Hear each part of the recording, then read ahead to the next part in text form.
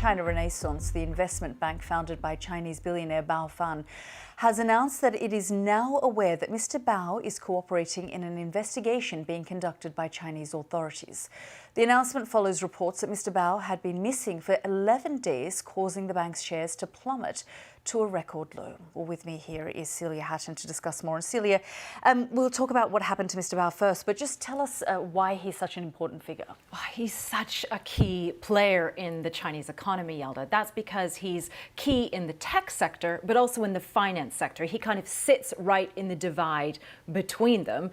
And he's known for putting together huge investment deals. This is a man who came from an investment banking background to form his own boutique firm, China Renaissance, as you mentioned, and that firm has really been key to so many deals. So he really was the person, they say in tech sectors, you know you've made it if you're in touch with Bao Fan or if Bao Fan is in touch with you. And so for him to go missing at this key time in the Chinese economy is really stunning to so many people. And that's why we've seen the stock markets really reacting to the disappearance of this one man. And it's not just this one man, is it, Celia? I mean, well, you and I have over the years talked about the strange disappearance of key figures, people who become quite powerful.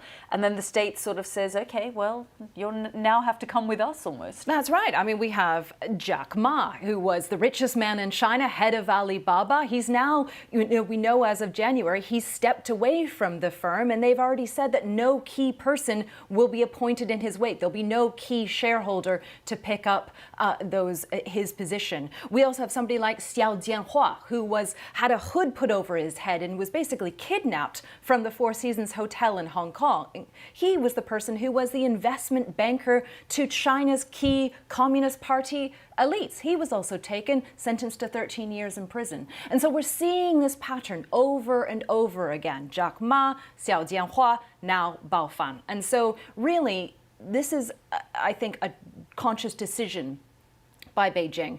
You know, they're making it clear that no matter what Bao Fan might have been involved in behind the scenes, and there are some theories that he might have been involved in a deal that the Chinese authorities don't like, but by taking him away so publicly, publicly but privately, they take him away. There are concerns about where he is. It's thought that he's in detention. His firm has to come forward and announce that they haven't been in contact with him. So it really gets the rumor mill going. It gets fears and anxieties really rising, and it's a very kind of public way of making sure that the authorities show that they're in control. Yeah, and so, Xi Jinping has sort of put it in the guise of a corruption campaign.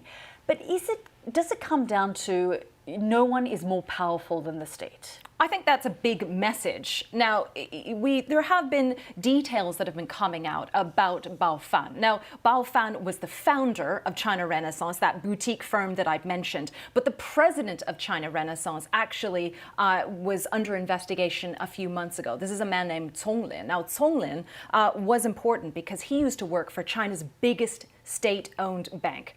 And while he was at that bank, China Renaissance, the boutique firm, got $200 million in credit extended to it, and then Cong Lin joined that small boutique firm. He got a job there. And so there have been questions raised about that $200 million deal. So there is a reason, perhaps, why the authorities want to speak to both men. However, the fact that Bao Fan simply disappeared into the night, presumably into detention, he's cooperating with the authorities, it's part of this pattern we've seen with very influential Chinese billionaires before. We can see that, yes, the authorities are trying to extend the message to show that nobody is more powerful than the party, nobody's more powerful than Xi Jinping. Celia, fascinating stuff. Thanks so much for joining us.